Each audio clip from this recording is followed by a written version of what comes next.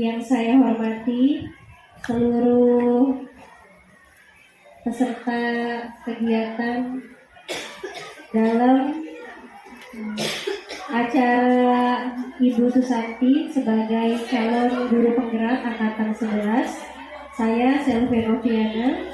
Ibu Susanti akan memaparkan mengenai penyebaran pemahaman dan penerapan pengalaman budaya positif di sekolah. Pertama-tama, puji syukur hadirat Allah Subhanahu wa Ta'ala yang telah hadir dan memberikan kesempatan kepada kita semua di saat yang berbahagia ini. Salawat serta salam saya tunjukkan junjungan Nabi Muhammad SAW. Semoga kita semua mendapatkan syafaatnya hingga akhir zaman. Amin. Yang pertama, saya hormati Ibu Roena selaku penghantar acara kegiatan hari ini. Yang saya hormati Ibu Susanti sebagai narasumber dan seluruh peserta kegiatan hari ini. Langsung saja ke acara inti yang akan dilanjutkan oleh Ibu Roena SPD. Ya, waktu dan tempat disilakan. Terima kasih Ibu Sylvia selaku moderator dalam acara ini. Baik teman-teman, mohon dimaafkan hari ini kita dikumpulkan di satu ruangan, di ruangan guru di SMP Negeri 1 Utara dalam rangka untuk menghadiri acara diseminasi tentang penerapan budaya positif di lingkungan sekolah. Ini adalah diseminasi ini adalah salah satu tugas dari pendidikan GP, guru penggerak ya. Di sini sebagai calon guru penggeraknya adalah Ibu Susanti SPD. Seperti yang kita ketahui, mungkin sudah banyak sekali ya rekan-rekan kita semua guru sudah pernah mendapatkan pengimbasan dari teman-teman CGP, dan ini adalah CGP yang keempat dari sekolah kita. Jadi dan kemarin juga di acara workshop juga Bapak Koordinator Pengawas juga sudah menyampaikan tentang materi ini. Jadi sepertinya sudah melotok gitu ya Bu ya.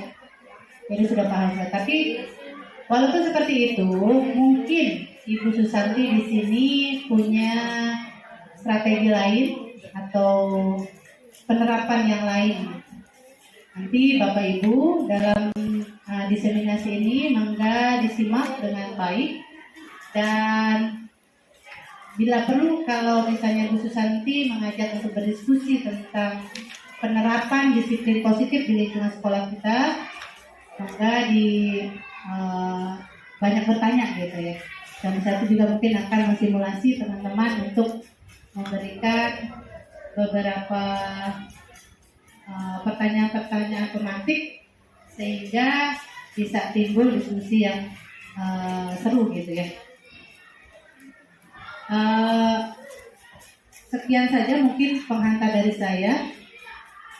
Selamat untuk Ibu Susanti, selamat dan tetap semangat untuk mengikuti tahapan-tahapan dalam pendidikan guru penggerak ini. Dan kalau bisa memberikan motivasi kepada teman-teman atau rekan-rekan guru yang lain sehingga bisa ikut serta mencoba untuk mengikuti pendidikan guru penggerak ini. Masih ada pembukaan guru penggerak 12 ya, angkatan 12 yang sekarang ya Bu Susanti ya. Bu Susanti. Tapi ada kuota nggak kita? Oh iya, ternyata tidak ada kuota. Tapi mungkin untuk berikutnya ada angkatan-angkatan berikutnya gitu, selain 12 mungkin 13. Tetapi yang saya pernah bukan pernah ya sekarang dari provinsi itu ada kegiatan pengimbasan seluruh untuk guru SMA atau SMK untuk pendidikan guru penggerak, tetapi ini bukan program dari Kemendikbud, program dari provinsi ya pengimbasannya. Jadi kemungkinan untuk SMP juga akan diterapkan seperti itu. Jadi pada akhirnya semua harus mendapatkan pembelajaran materi yang diterapkan di dalam pendidikan guru penggerak. Nanti siap-siap saja Bapak Ibu. Karena sekarang di provinsi sudah jalan. Yang jadi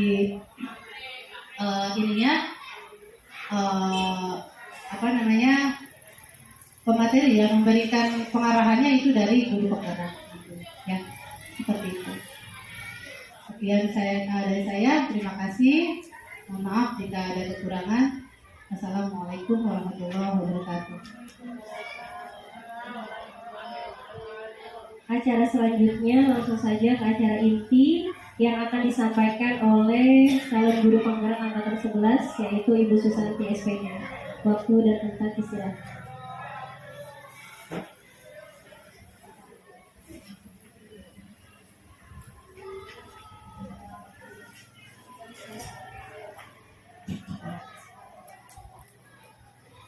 Terima kasih Ibu Sylvia. Dan saya ucapkan terima kasih juga kepada Ibu Raina yang sudah mengantarkan saya dalam kegiatan diseminasi dalam menyebarkan pemahaman dan penerapan pengalaman. Ibu dan Bapak guru hebat yang saya hormati, saya ucapkan terima kasih atas waktunya karena kita semua dapat berkumpul di ruangan yang insya Allah penuh rahmat dan barokah. Mohon izin sebelumnya ya Bapak dan Ibu, saya berdiri di hadapan Bapak dan Ibu bukan berarti saya merasa menguasai materi ini, tetapi karena saya mau berbagi pada tugas pendidikan guru penggerak yang saya tempuh ini, berbagi pengalaman baik dalam rangka menyebarkan pemahaman dan penerapan pengalaman budaya positif yang tentunya Ibu dan Bapak guru sudah tahu dan sudah paham sebelumnya.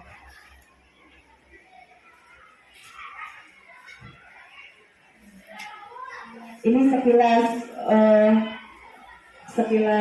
saya di pendidikan guru penggerak angkatan 11 ya Bapak dan Ibu. Di pendidikan guru penggerak angkatan 11 ini saya dipandu oleh Ibu fasilitator hebat yaitu Ibu Lilis Erna Yulianti SPD MPD, kemudian juga dipandu dengan pendamping praktik Ibu Apriliani Febri Lestari. Bapak dan Ibu, konsep inti budaya positif itu yang sudah kita ketahui ada 8. Ada perubahan paradigma belajar, disiplin positif, nilai-nilai kebajikan, kebutuhan dasar manusia, motivasi perilaku manusia, posisi kontrol guru, keyakinan kelas, dan penerapan segitiga restitusi.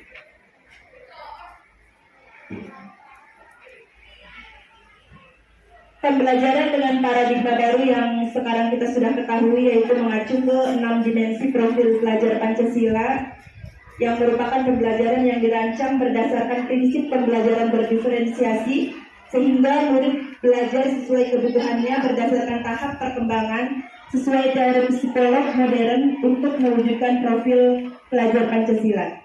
Di antaranya yang pertama ada beriman, bertakwa kepada Tuhan Yang Maha Esa, berakhlak mulia, mandiri, bergotong royong, berkebinekaan global, bernalar kritis dan kreatif. Ini sering sekali miskonsepsi tentang teori kontrol yang sering kita dengar ya Bapak dan Ibu. Ilusi guru untuk mengontrol murid. Kemudian yang kedua, ilusi bahwa kritik dan membuat rasa bersalah mampu menguatkan karakter. Yang ketiga, ilusi bahwa semua penguatan positif, efektif, dan bermanfaat. Dan yang terakhir, ilusi bahwa orang dewasa berhak memaksa.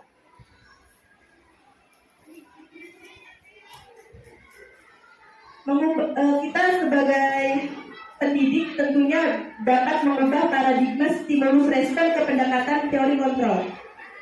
Stimulus respon yang realitas kebutuhan kita itu sama, tetapi teori kontrolnya realitas kebutuhan kita itu berbeda.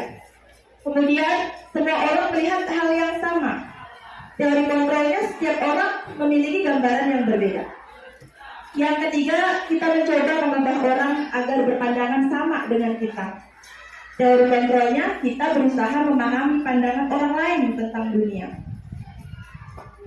Perilaku buruk dilihat sebagai suatu kesalahan. Ini sering sekali ya kita lihat ya Bapak dan Ibu. Tetapi teori kontrolnya, semua perilaku memiliki tujuan, sekalipun itu perilaku yang kurang baik. Orang lain bisa mengontrol saya, hanya Anda yang bisa mengontrol diri Anda. Sejatinya diri sendiri yang bisa mengontrol diri kita sendiri ya Bapak dan Ibu. Kemudian saya bisa mengontrol orang lain.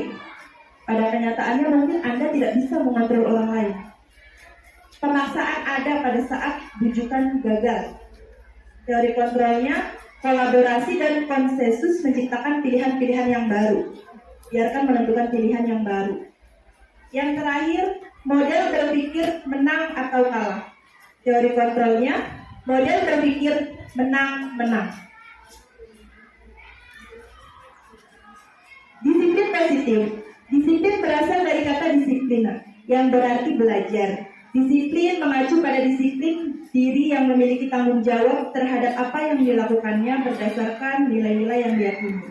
Kemudian juga sebagai pendidik, tujuan kita adalah menciptakan murid yang memiliki disiplin diri sehingga mereka berperilaku mengacu pada nilai-nilai kebajikan, universal, dan memiliki motivasi intrinsik dalam perubahan perilaku ke arah yang lebih baik. Jadi perubahan yang dialami oleh murid itu murni dari dalam dirinya, bukan karena pengaruh dari luar ya, Bapak dan Ibu. Adapun nilai-nilai kebajikan, nilai yang disepakati bersama, lepas dari suku bangsa, agama, maupun latar belakangnya. Contoh nilai kebajikan institusi atau organisasi yang pertama profil pelajar Pancasila yang termasuk 6 dimensi tadi. Kemudian yang kedua, Effort Primarious Program atau FPP. Di sini ada toleransi, rasa hormat, integritas, mandiri, saling menghargai, antusias, empati, keingintahuan, kreativitas, kerjasama, percaya diri, dan pentingnya komitmen. Keterampilan hidup atau life skill. Di sini kita menuntut murid bahwa mereka itu dapat dipercaya, lurus hati, pendengar yang aktif, tidak merendahkan orang lain, dan memberikan terbaik dari diri. Jadi dia dalam melakukan hal itu selalu memberikan yang terbaik untuk dirinya, bukan semata-mata untuk orang lain.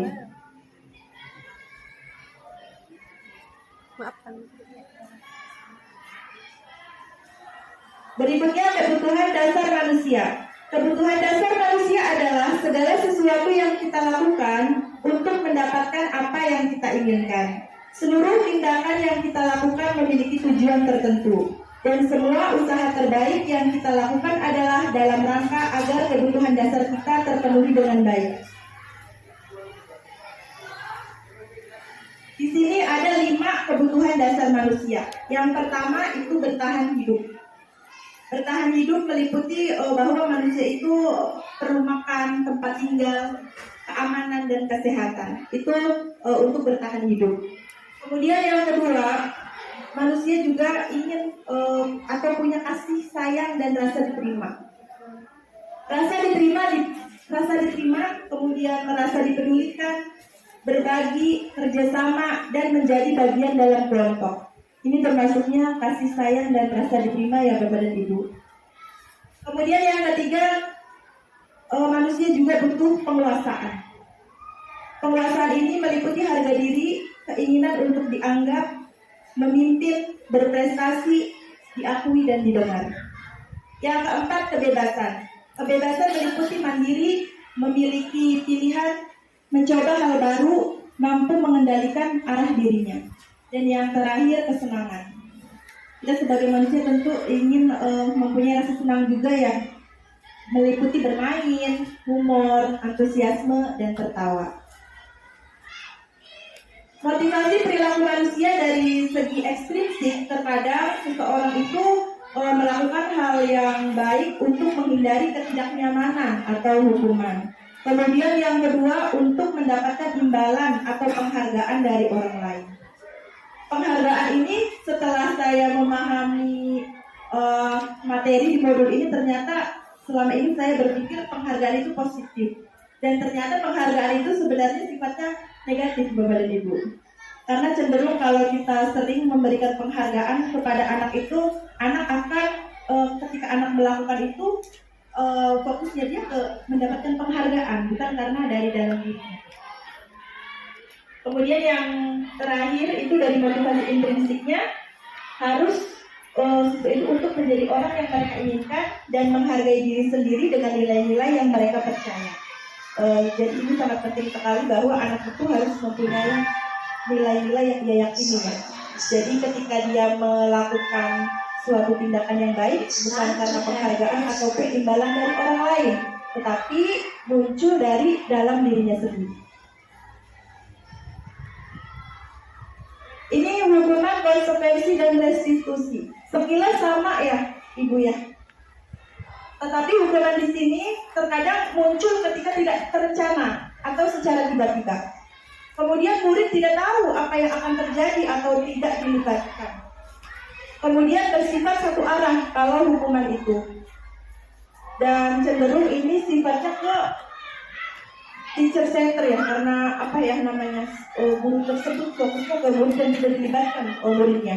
Dan yang keempat, berupa hukuman fisik, psikis, atau dalam bentuk verbal juga ada yang berupa hukuman. Kemudian yang kedua, konsekuensi. Konsekuensi itu bedanya terencana atau disepakati sesuai peraturan. Murid tetap dibuat tidak nyaman karena terpatok oleh peraturan tersebut. Kemudian sikap guru cenderung memonitor murid.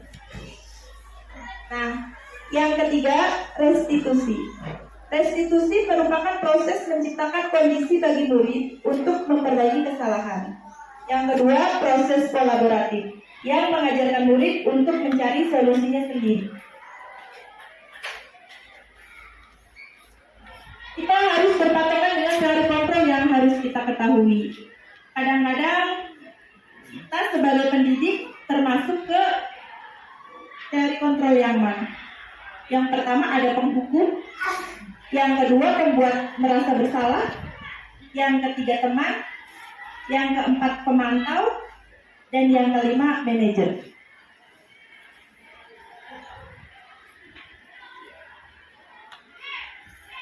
Ini ada contoh penerapan 5 posisi kontrol guru. Saya sudah berbagi juga dengan siswa.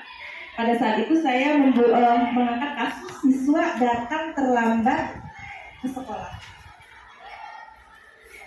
Kalau sebagai penghukum, sana kamu ambil sampah dulu sebelum masuk ke kelas. Ini contoh termasuknya ke hukuman. Kemudian yang kedua, pembuat rasa bersalah. Contohnya, sudah berapa kali ibu atau bapak ingatkan kamu agar tidak datang terlambat? Kamu sudah membuat ibu bapak kecewa. Itu siswa nanti akan merasa bersalah jika seorang guru berbicara seperti itu. Yang ketiga, pemantau. Pemantau ini contohnya misalkan kamu sudah melanggar aturan kelas kita. Kamu tahu apa konsekuensinya? Bapak itu akan mencatat kesalahan kamu hari ini untuk bahan perbaikan kamu di kemudian hari. Atau kita pernah sebagai seorang teman kepada siswa, misalkan kali ini ibu memaafkan kamu, tapi lain kali jangan datang terlambat lagi ya. Ayo dong bantu ibu ya. Dan yang kelima, sebagai manajer. Kalau sebagai manajer itu misalkan contohnya, apakah kamu sudah tahu kesalahan apa yang kamu lakukan? Bagaimana cara kamu memperbaiki kesalahan?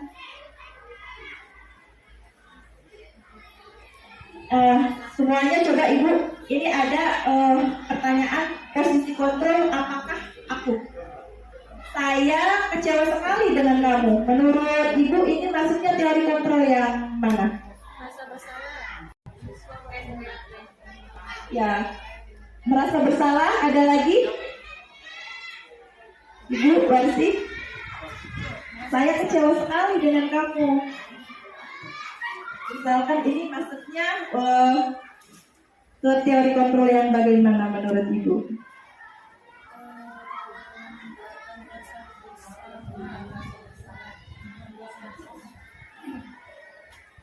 Membuat merasa bersalah ya Ibu ya. Coba kita lihat. Ya, betul sekali. Ketika ada pertanyaan saya kecewa sekali dengan kamu, mungkin siswa akan merasa bersalah ya atas kesalahan yang ia lakukan. Kemudian yang kedua, kamu tidak pernah benar melakukannya. Menurut Ibu ini posisi kontrol yang bagaimana?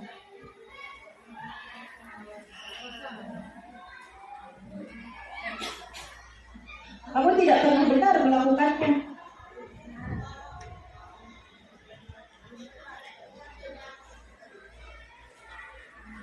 Ini lebih ke posisi apa, Ibu? Menurut Ibu? Lebih ke hukuman. Tidak baik ya Ibu ya.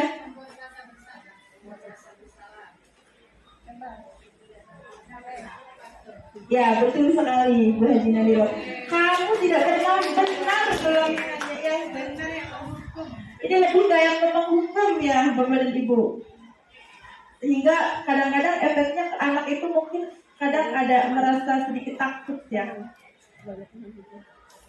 Kemudian yang berikutnya, ayolah lakukan demi Bapak Ibu ya. Aman. Nah, ini teman ya Bapak dan Ibu, seolah-olah ada bujukan bahwa kita itu sebagai pendidik secara ini menjadi seorang teman. Kemudian yang berikutnya, kamu tidak akan pernah dapat nilai jika tidak mengerjakan tugas. Ini lebih ke manajer. Ada lagi? Sama yang kayak seolah-olah menunjuk bahwa kamu itu tidak akan pernah dapat nilai jika tidak mengerjakan tugas, gitu ya Ibu ya. Berikutnya, coba kita lihat ini adalah sebagai pemantau. Jadi hanya memantau saja, yang mengerjakan tugas itu siapa saja, atau yang belum ini mana ya. Jadi peran guru sebagai pemantau. Nah, yang ini apa rencanamu untuk menyelesaikan masalah ini? Ini termasuk ke Manajer. ya, betul sekali. Kira-kira ada yang mau berpendapat tidak Bapak dan Ibu? Apa rencanamu untuk menyelesaikan masalah ini sebagai seorang manajer? Karena di dalamnya itu ada apa gitu?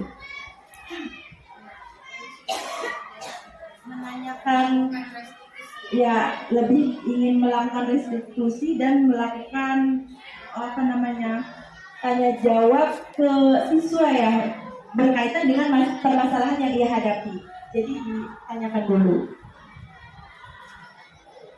Nah, menurut Ibu, kita sebagai seorang pendidik dari 5 posisi kontrol yang tadi, peran kita sudah sebagai apa? Apakah kita sebagai penghukum? Apakah kita sebagai pembuat rasa bersalah? Ataukah kita hanya sebagai pemantau saja? Atau selama ini kita menjadi seorang teman untuk siswa-siswi kita? Dan sebagai manajer, ya semuanya situasional ya. Jadi ya, betul sekali. Kita semua merasakan itu semua berarti ya Bapak dan Ibu dari 5 teori kontrol tadi. Kemudian yang berikutnya, keyakinan kelas. Terkadang timbul pertanyaan, mengapa keyakinan kelas bukan peraturan kelas?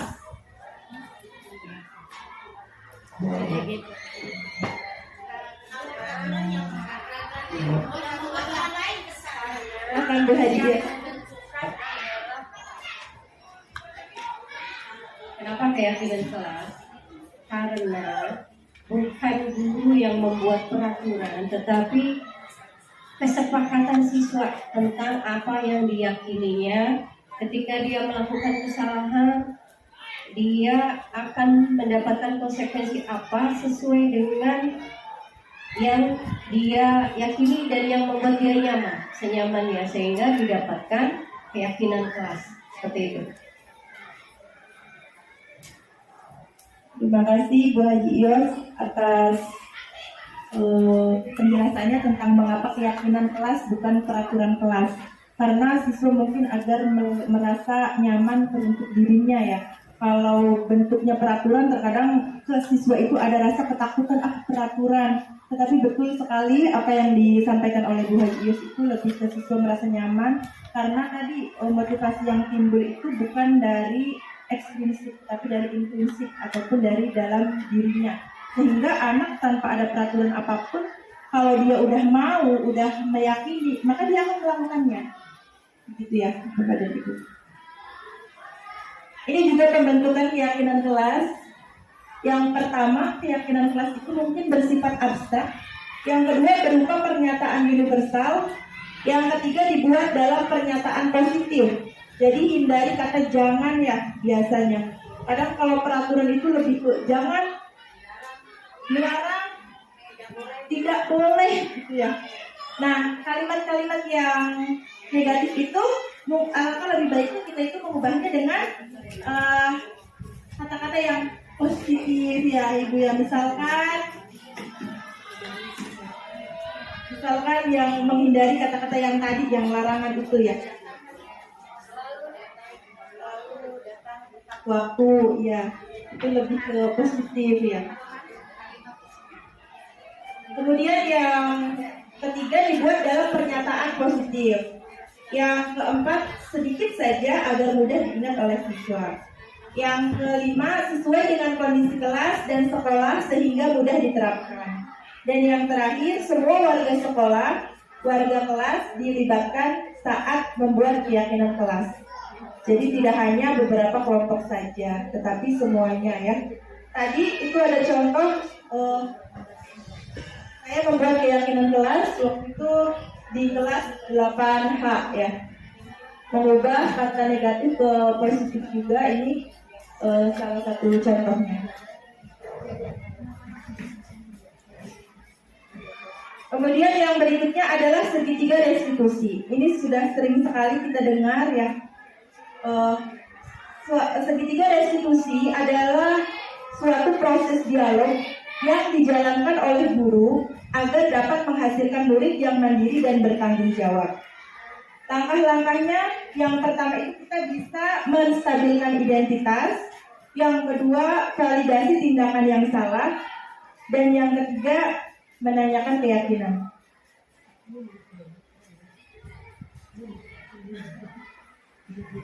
Yang pertama, menstabilkan identitas. Berdasarkan prinsip membuat kesalahan adalah bagian dari proses pembelajaran. Kadang kita itu ke siswa selalu dalam memotivasi yang menstabilkan identitas ketika anak melakukan kesalahan. Yang pertama misalkan contohnya berbuat salah itu wajar.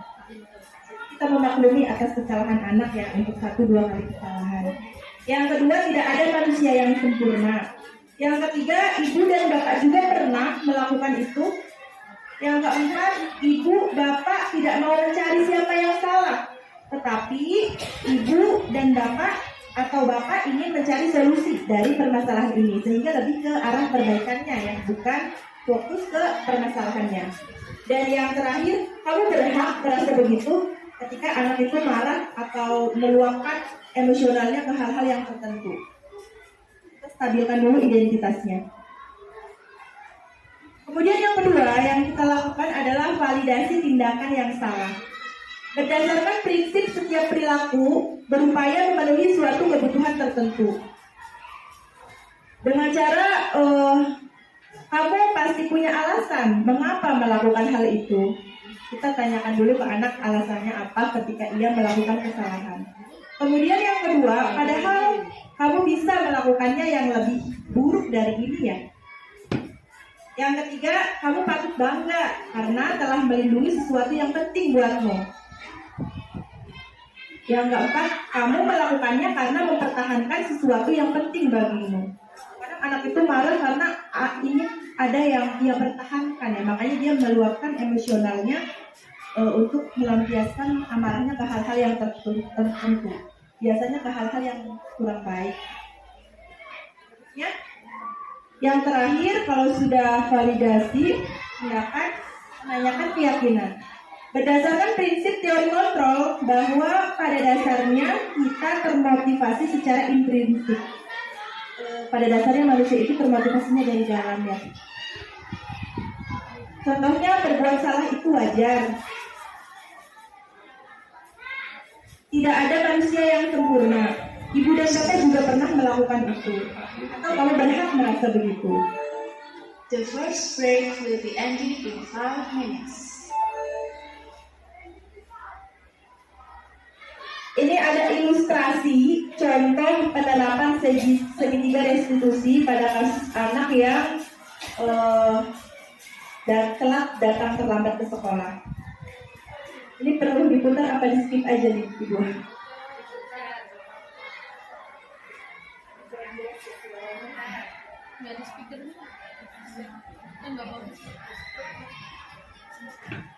Yang pertama itu menstabilkan identitas terlebih dahulu.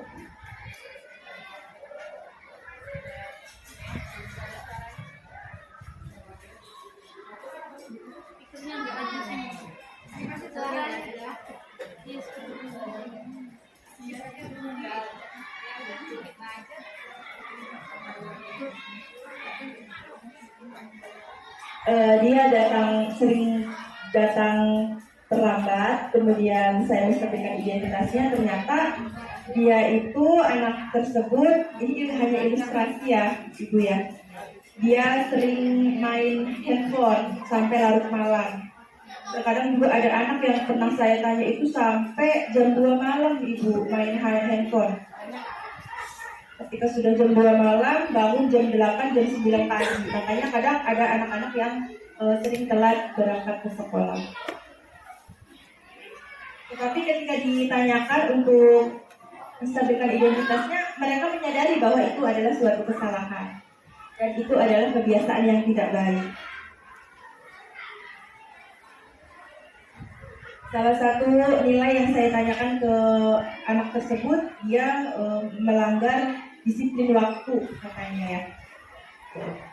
Kemudian untuk menanyakan keyakinannya, anak tersebut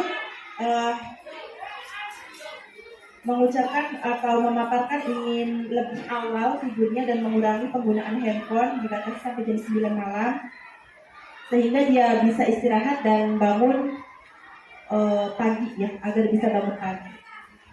Kemudian dia berjanji untuk memperbaiki dirinya sendiri. Dan contoh tersebut adalah salah satu penerapan segitiga restitusi dari salah satu kasus. Yang dari sekian banyak kasus sebenarnya di sekolah ini yang beragam ya, mungkin banyak sekali tidak terhitung. Anak-anak kita itu luar biasa ya, banyak sekali. Jadi karena mempunyai karakter yang berbeda dan penanganannya juga berbeda. Alhamdulillah pada penutup ini, dalam penerapan program disiplin positif, hendaknya guru memiliki standar kepribadian, profesional, dan sosial yang baik, di mana guru mampu merefleksi dirinya dalam posisi kontrol saat ini.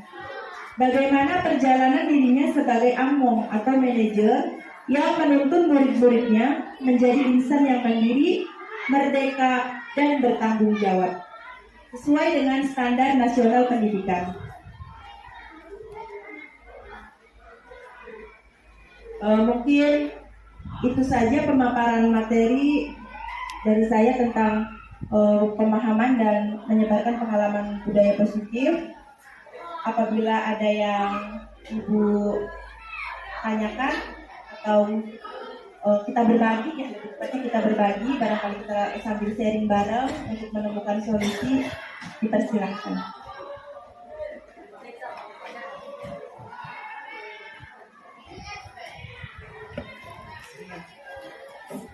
Terima kasih atas sharingnya dari Ibu Susanti.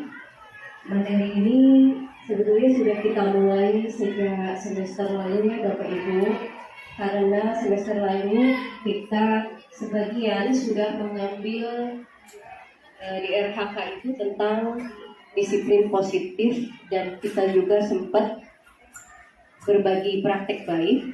Ya, waktu itu saya sempat berbagi praktek baik tentang disiplin positif juga. Adapun pelaksanaannya ya mungkin belum merata begitu ya, mungkin. Nah, waktu itu ada satu pertanyaan yang sempat menggelitik buat saya. Mungkin buat kita semua juga dijadikan bahan pemikiran. Barangkali Ibu Santi punya pemikiran lain gitu ya, yang memang inovatif tentang restitusi. Saya pernah merestitusi salah satu anak ya. Kasusnya adalah bukan sering kesiangan tapi sering tidak masuk, dan ini saatnya jam kelima dimulai. Kebetulan anaknya kompleks gitu ininya masalahnya. Ketika sudah diidentifikasi masalahnya kemudian kompleks. Yang pertama, di kelas seperti tidak punya teman. Kemudian yang kedua, alasannya tidak punya ongkos, alasan ekonomi gitu ya. Yang setelah saya telusuri ternyata sebenarnya dia ada uang saku, ada untuk ongkos adalah dia punya gitu.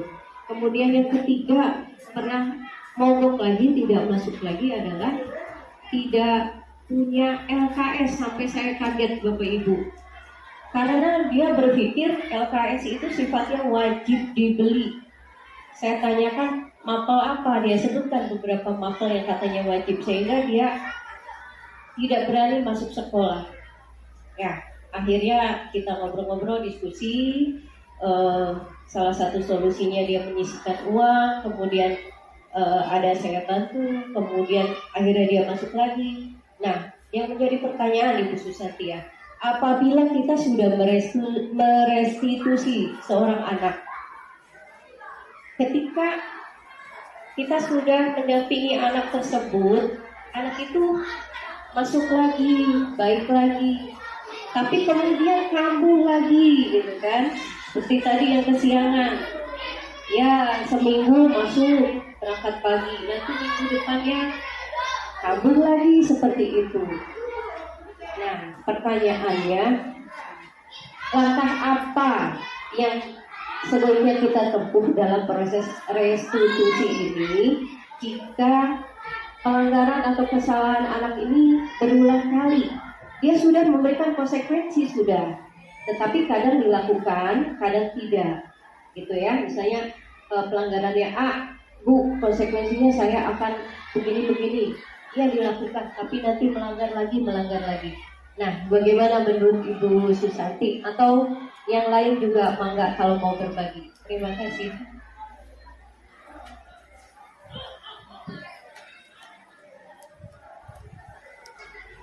Terima kasih atas pertanyaannya Ibu Haji, luar biasa ya. Siswa kita itu kompleks ya, luar biasa sekali.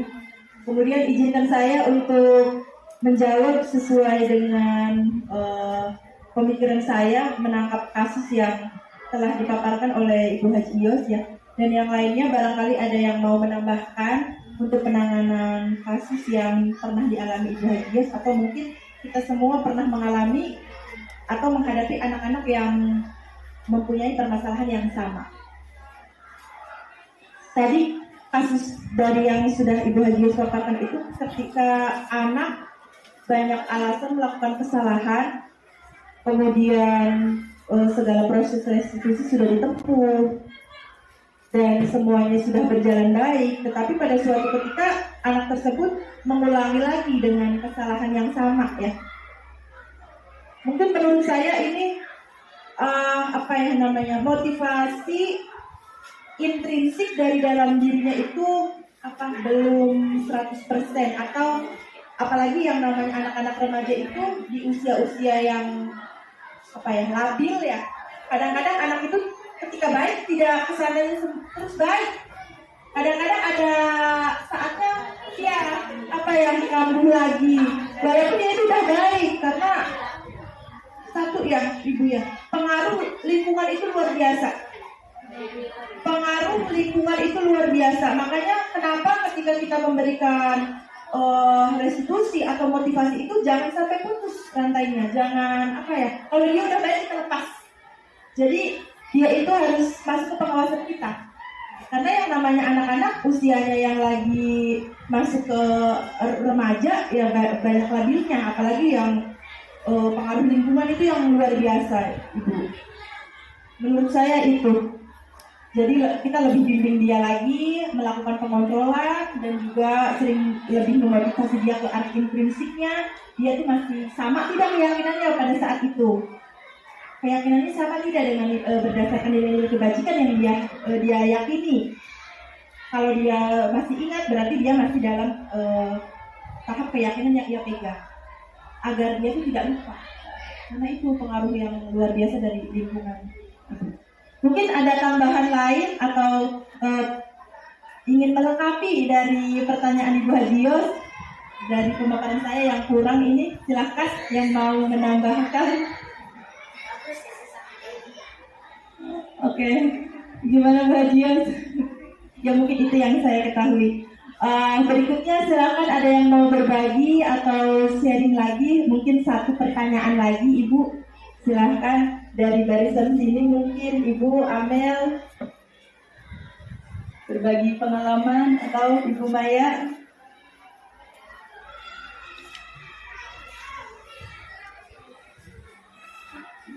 Ibu Haji Nadiro, satu lagi barangkali mau berbagi.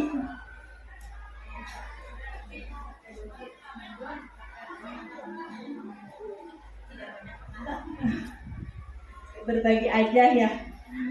Ada lagi apa sudah cukup? Mungkin satu lagi pertanyaannya lebih ke berbagi aja ya Ibu. Baiklah, kalau tidak ada, mungkin dicukupkan materi dari saya. Atas segala kekurangannya saya mohon maaf. Kritik dan sarannya sangat saya butuhkan demi perbaikan ya, karena memang saya masih belajar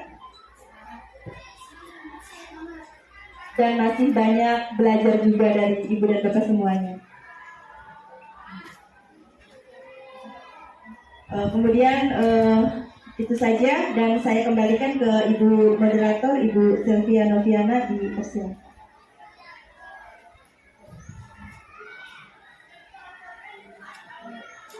Sesi diskusi dan tanya jawab sudah dilaksanakan. Saya akan menyimpulkan keseluruhan dari penyampaian Ibu Susanti, yaitu yang pertama mengenai posisi kontrol, Ibu Bapak ya. Yang pertama sebagai penghukum, kedua pembuat rasa bersalah, ketiga pemantau, keempat teman, dan yang terakhir kelima yaitu sebagai manajer. Itu sebagai posisi kontrol kita guru terhadap siswa. Lalu selanjutnya membuat keyakinan kelas yang telah dijelaskan juga oleh Ibu Hajayos tadi. Mengapa membuat keyakinan kelas? Kenapa harus ada keyakinan kelas? Karena peraturan di sekolah mungkin ada beberapa yang tidak nyaman yang dirasakan oleh siswa kita. Nah, oleh karena itu tadi disampaikan oleh Ibu Hajayos, dengan adanya keyakinan kelas, siswa akan bisa merasa nyaman dengan peraturan yang mereka sepakati bersama. Lalu adanya segitiga restitusi. Yang pertama yaitu menstabilkan identitas, lalu kedua validasi tindakan yang salah, yang ketiga menanyakan keyakinan. Dan ada juga penerapan program-program disiplin positif yang ada di kelas.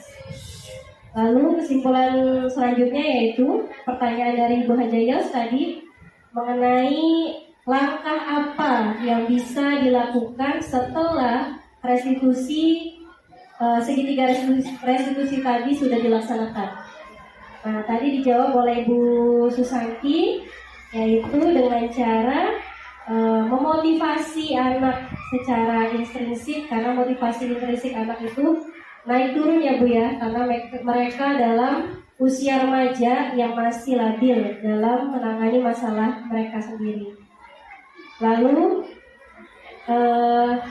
anak tersebut juga bisa dipengaruhi oleh lingkungannya, karena lingkungan berperan penting dalam merubah motivasi anak tersebut. Sekian penyimpulan dari saya. Saya selaku moderator hari ini menyampaikan mohon maaf bila ada kata dan tindakan yang kurang tepat atau tidak berkenan. Ya, saya tutup. Wassalamualaikum warahmatullahi wabarakatuh.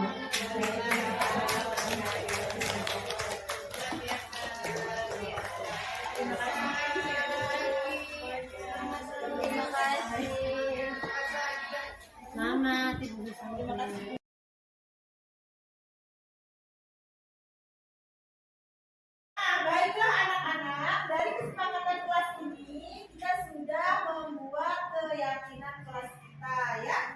Artinya apa yang sudah kalian tuliskan mulai hari ini kita yakinkan bersama dan dilakukan ya, jangan hanya sekedar tulis. Siap tidak? Siap. Alhamdulillah semuanya sudah siap. Semoga dengan adanya keyakinan kelas ini nanti kelas kita menjadi kelas yang salah satunya siswa-siswinya mempunyai rasa yang bertanggung jawab, mempunyai sikap yang disiplin.